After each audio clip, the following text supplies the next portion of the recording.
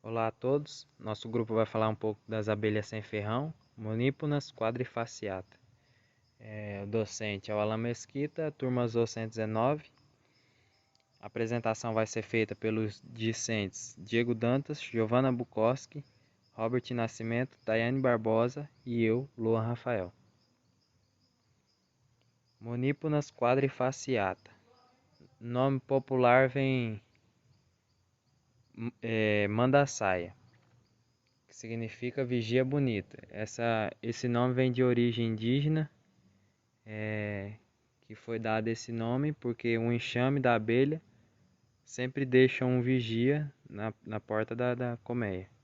Então foi dado esse nome de mandaçaia. O tamanho das abelhas vai de 10 a 12 milímetros, então são consideradas abelhas grandes. Elas são pretas com listra amarela. E os ninhos delas são feitos nos ocos das árvores. Pessoal, dando continuidade, falar um pouco sobre as características das abelhas.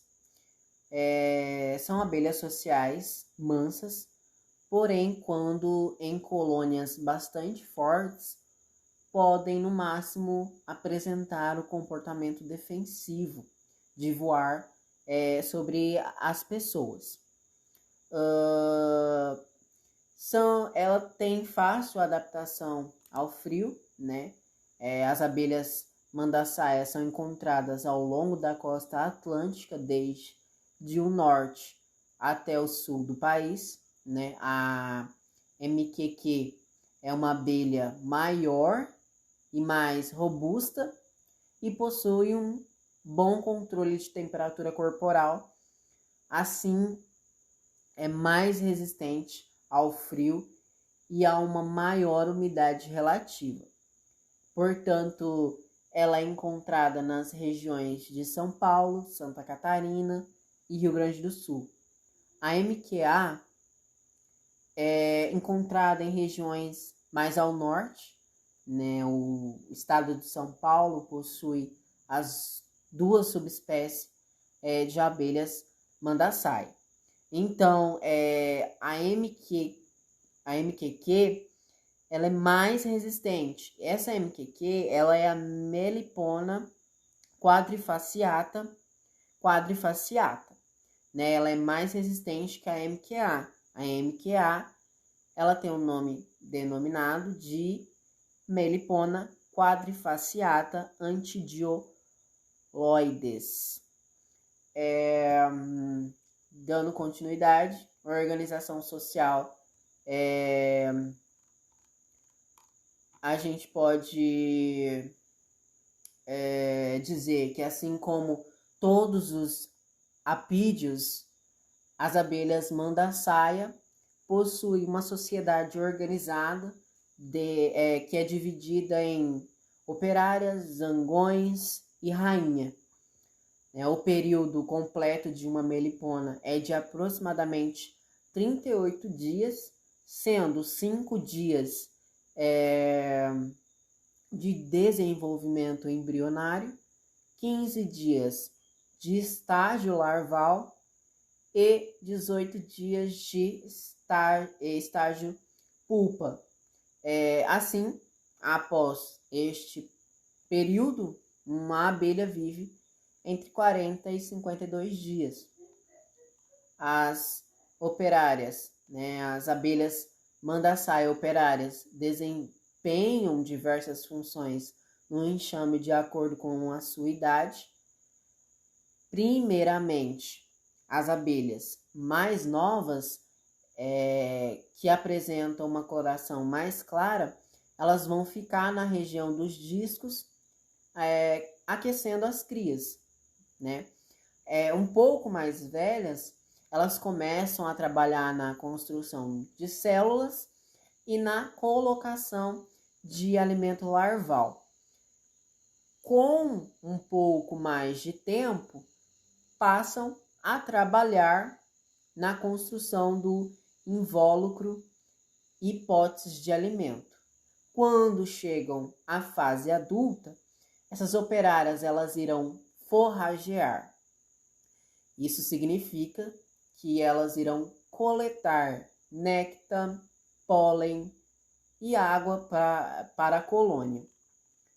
Uma característica de abelhas manda-saia é de que as operárias têm os seus ovários desenvolvidos e que significa que também podem fazer postura, né? Essa postura pode ocorrer antes e depois da postura da rainha, e os ovos de operárias postos antes da postura da rainha são comidos pela rainha.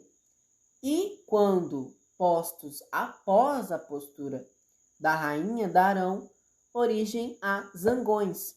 Isso acontece porque a larva de zangões se desenvolve mais rápido e se alimenta do ovo posto pela rainha. Já os machos de abelhas manda-saia realizam algumas tarefas dentro da colmeia, como, por exemplo, a desidratação do néctar e aquecimento do enxame. Né? A sua principal função é a fecundação da rainha, né, virgem durante o voo nupcial. Como as abelhas manda-saias são do gênero Melipona, de cada 100 abelhas que nascem, de 12 a 30 são princesas virgens, né? Assim, o enxame escolhe uma para se tornar a rainha e esta faz o voo nupcial para ser fecundada por um zangão, e as demais abelhas, as demais princesas, são eliminadas da colmeia. O enxame também decide o momento de fazer a troca da rainha por ela estar velha e fazendo pouca postura. Bom, gente, dando continuidade ao trabalho, eu vou falar sobre os tipos de colmeia. Vou falar sobre o ninho, né? As manda-saias, normalmente, elas constroem o seu ninho em troncos de árvores, na parte oca dos troncos das árvores. E a altura que esses ninhos são construídos é considerada uma altura média. Sobre a entrada desses ninhos, essa entrada ela é construída por o geoprópolis, que seria a mistura do barro, da saliva e da resina que é extraída da planta. Então, dessa forma, acaba formando sulcos radiais. Então, depois de construir essa entrada, esse caminho, né, de entrada até o ninho, ele passa apenas uma abelha por vez. E essa entrada ela sempre vai estar protegida por uma abelha vigia. Sobre o envolvimento desse ninho, ele é envolvido por um revestimento de cera e de própolis. E ele tem a finalidade de preservar a temperatura e manter aquecido os discos de cria. Sobre a população desse enxame. A população, normalmente, ela varia de 300 a 50 a 500 abelhas. Essas abelhas manda-saia, elas são extremamente mansas. É difícil esse enxame ser agressivo.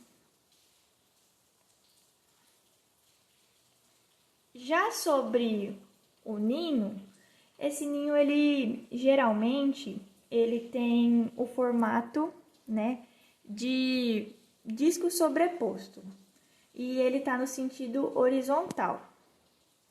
Esses discos sobrepostos, eles são formados por células que têm aproximadamente 1 centímetro de altura, por 0,5 centímetros de diâmetro. E esses discos sobrepostos, eles são confeccionados por cerumes.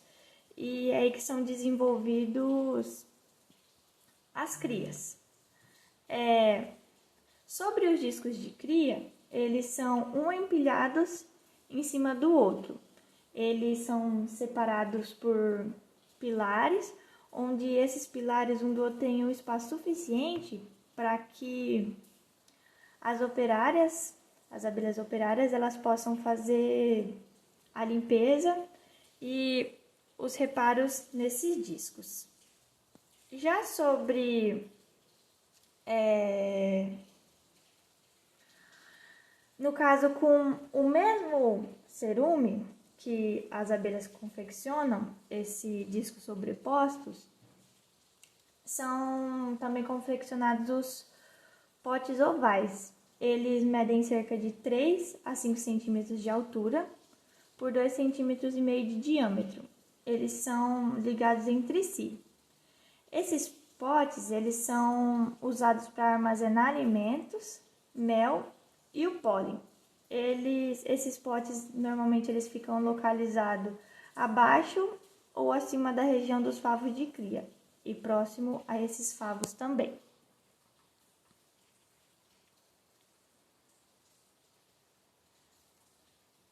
Sobre a caixa ímpar, esse é o melhor modelo, né, de caixa para as abelhas mandaçaia.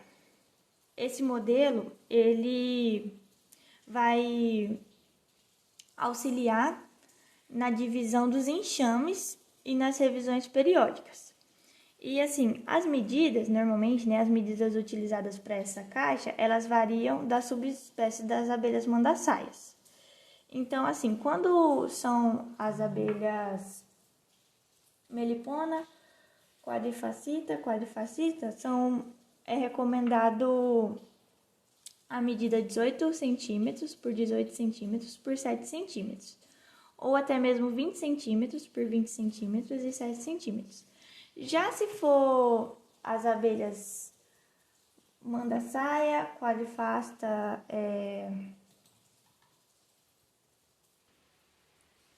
no caso, se for as abelhas mandiçafa, quadrifacita, antidioloides, no caso, já vão mudar as medidas. Essas medidas, essas abelhas, elas se adaptam mais com as medidas de 16 centímetros por 16 centímetros por 7 centímetros.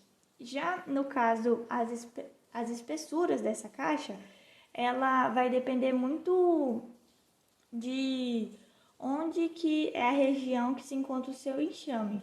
Porque se for um lugar onde faz bastante frio, né, ou que o inverno e que tem bastante tempo de inverno, no caso são utilizadas espessuras de 4 até 5 centímetros.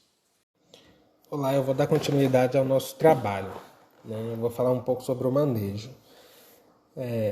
A escolha das espécies. Como que a gente faz essa escolha das espécies, né? O que a gente deve olhar para fazer a escolha da espécie? Primeiro, é importante que a moliponicultura regional seja leve, em considerações das regiões originais de ocorrência das espécies, respeitando todos os seus atributos ecológicos e a melhor adaptação para elas no meio ambiente, né? Que em cada região do país a espécie de ocorrência natural, bem adaptada, né? E também depende um pouco do modo peculiar dos fatores ambientais, né? Formação de vegetais predominantes, aspectos climáticos e etc., né? A aquisição dos enxames, né? Como é feita a aquisição desses enxames? De forma mais abrangente também é importante, né? Pois maiores problemas relacionados à conservação dos moliponíneos é a obtenção dos ninhos da natureza, né? Aí a gente também eu vou falar um pouco também sobre a transferência dessas espécies, né? A transferência dos enxames é um processo feito em meses quentes, né? Dias ensolarados. A gente deve olhar mais isso, né? Questão da temperatura, tem que ser a menos. Inicialmente identificar as espécies, observar as condições do ninho, para não ter problema de risco de danificar, planejar as etapas relacionadas, o material necessário para a captura, por exemplo, a caixa racional, fita adesiva, recipiente com tampa, faca de ponta, seringa descartável, sugador de inseto, peneiras e etc. Dependendo também da espécie. Um exemplo da tubuna é aconselhável o uso de véu de proteção para a transferência, né, da colmeia ou conjunto de favos, onde provavelmente estará a rainha. Né? É algo que a gente tem que tomar um cuidado, bastante cuidado com a rainha também. Né? As instalações, né? A gente tem que dar um bem-estar à colônia e facilitar o trabalho de meliponicultor. Né? A gente também tem que olhar bastante a vegetação, a distância, se tem muita flor ali, planta que solta flor, estejam próximos de áreas de vegetação que fornecem recursos alimentares para as abelhas, materiais para construções e materiais para a construção dos ninhos. Né? A forma de manejo, né? Essa é uma das formas de manejo.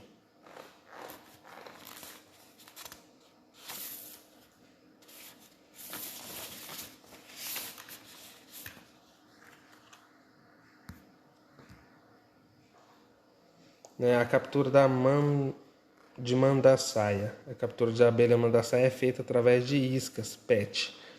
Né? A gente vai ao campo, põe as nossas caixas isca lá, junto com iscas, e assim a gente acaba capturando elas. Como seriam essas iscas que a gente pode usar? A gente pode usar uma cera artificial, né? Que ela vai soltar um cheiro, e através desse cheiro ela vai ajudar, né? Chamar aí da onde que vai vir a rainha, e conforme isso vai vir bastante, vai vir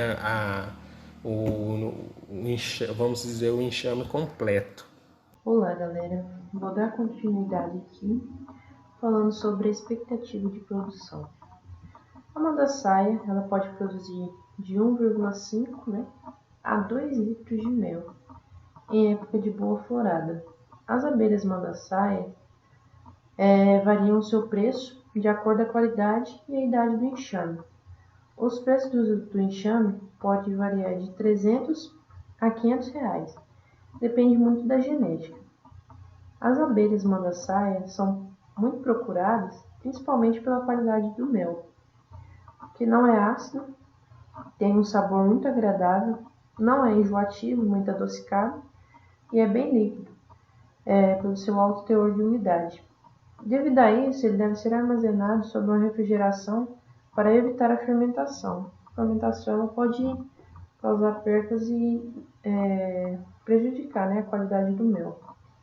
É muito suave e os estudos eles mostram que esse mel ele tem propriedade medicinal, como antimicrobiano, antivirais, antiparasitário, antioxidante, anti-inflamatório, ajuda também no controle de gripe, resfriados e outras doenças. O mel, por consequência da qualidade, ele tem um lucro. O mel da mandaçaia ele é vendido a R$ 150 o quilo no atacado, e no varejo ele pode custar até R$ 300 o quilo. A mandaçaia ela pode produzir 1,5 litro a 2 litros de mel na época da florada. E se ela for criada de forma racional, a produção ela pode aumentar. Cada litro de mel chegando a R$ 300.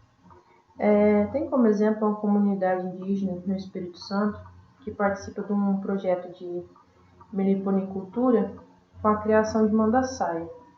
É um projeto de sustentabilidade porque ele abrange 60 famílias. Em uma safra que eles fizeram no ano passado, eles escolheram uma produção de 45 famílias. Dessas 60, 45 participaram e resultou em 460 quilos de mel, com uma média de 2,3 quilos por colônia. Antes, a média da produção era de 1,8, mas como eles fizeram alguns ajustes no manejo e trabalharam de forma adequada, a produção aumentou de forma significativa. Então, saiu de 1,8 para 2,3 quilos. Então, se a gente for calcular o lucro da produção, a gente faria 460 quilos vezes o valor, R$300, porque é um mel de alta qualidade, que resultaria em R$138 mil. Esse valor dividido para as 45 famílias que participaram dá uma média de R$3 mil de renda extra por mês para cada família. Era isso que a gente tinha para apresentar nesse trabalho para vocês e muito obrigada pela atenção.